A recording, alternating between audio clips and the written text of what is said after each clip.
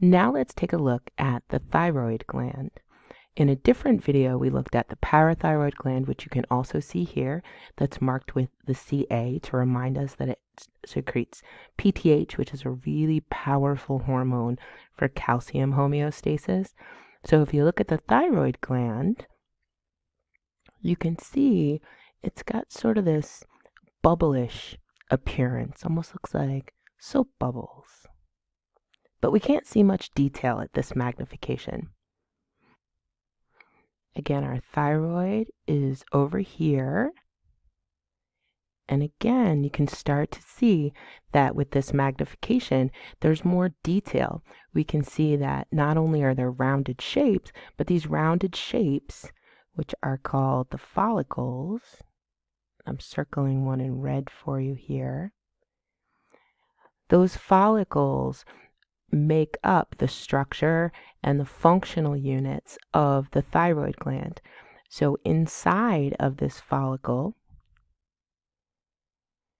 that's colloid.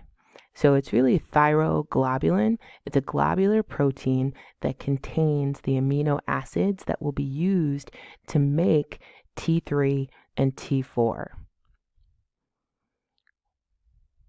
At this magnification, now we can really see some distinguishing features of these follicles, and I've circled one in yellow here.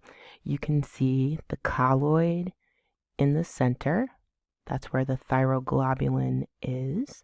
And on the outskirts or surrounding this follicle, and follicle just refers to a rounded shaped structure, that there are these simple cuboidal cells.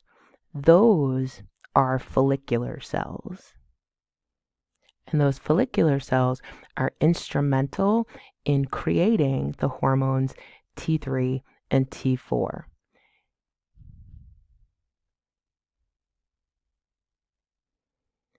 And if you look over here, you can review some of the functions of thyroid hormones. So this is not an exhaustive list. This is sort of a compilation of several of the functions of thyroid hormones.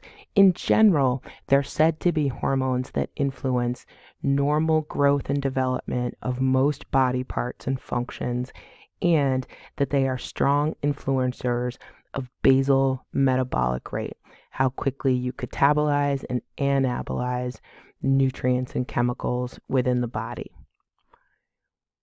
The other type of cell that you'll see here in the thyroid gland are the parafollicular cells.